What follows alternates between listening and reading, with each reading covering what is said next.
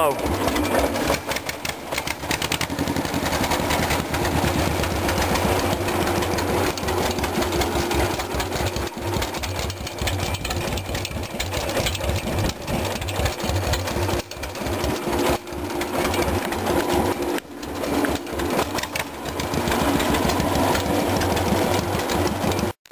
Working kill switch. Woohoo! Wired into this wire right here, coming out of the magneto, goes right to the common point where the points and condenser tie in. This kill switch, I don't know if it works because I connected it in here. There's a wire that goes to it. I don't know why it doesn't work.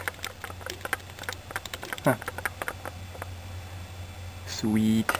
And there's what was the light switch. It's just chilling out right there until I get that switch in the background fixed. Here's the old ignition coil. I won't be needing that anymore. And cutout. I need that though. Should be up here on top of the generator. That's okay.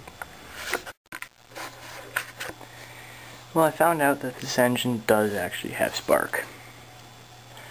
And I found out it's got a little problem. Let me demonstrate. Let me just hook up my spark plug tester. There we go. And here's my spark plug tester.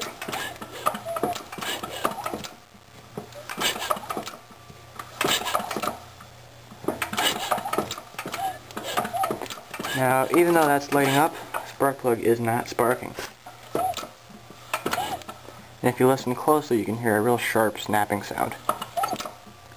That snapping sound is actually an arc, which leads me to believe,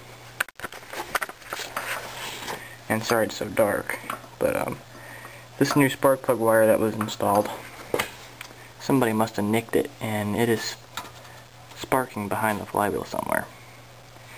I don't know how you take this off. I've got these out, and this metal plate here comes off, which I think stops this gear from spinning, but I'm afraid to take this thing off because I'm afraid I'm going to strip out my gear. And that mates up with this, the crank start.